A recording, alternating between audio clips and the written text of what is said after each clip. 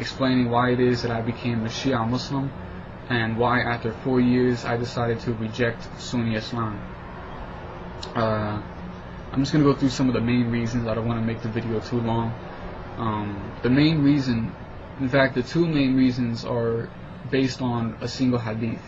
And this hadith is located within Sahih Muslim. It's in book 31, it's hadith number 5920. The Prophet Muhammad sallallahu alaihi wasallam, he says, I am leaving among you two weighty things. The one being the book of Allah, in which there is right guidance and light. So hold fast to the book of Allah and adhere to it. He exhorted to hold fast to the book of Allah and then said, the second are the members of my household, al-Bayt. Muslims have abandoned our duty to al-Bayt, and we need to begin picking it up again.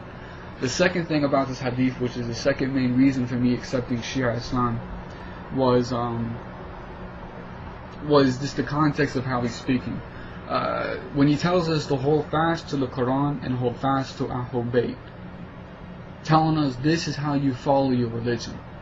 You know, as a Sunni, what do? You follow the Quran. Obviously, every Muslim follows the Quran, but in the same sense, when you look to the Sunnah, what are you basing it upon? You're basing it upon a Salaf as-Salih. You know, the three rightly guided, you know, quote unquote, the three rightly guided generations, or the three righteous generations.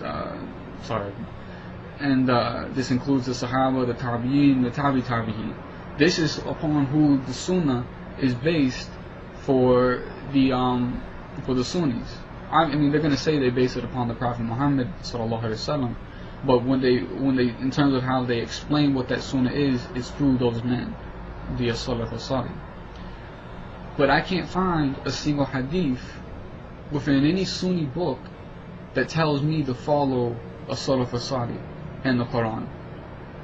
I mean, you can give me some few, you know, hadith without references that mention these generations, but you're not going to find any hadith which tells us together to follow the Quran and follow a Salaf as-Salih.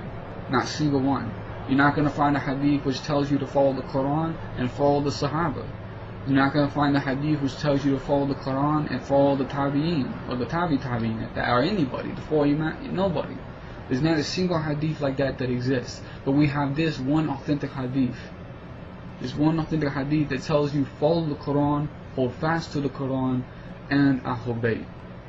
And this was basically just a bombshell for me, because it made me realize that, you know, we're not following the Sunnah. You know, we follow the Quran and we follow Bayt, and the Sunnah is based upon Bayt, not upon the Salaf, the Salaf, the Sahaba, Tabi'in, you know,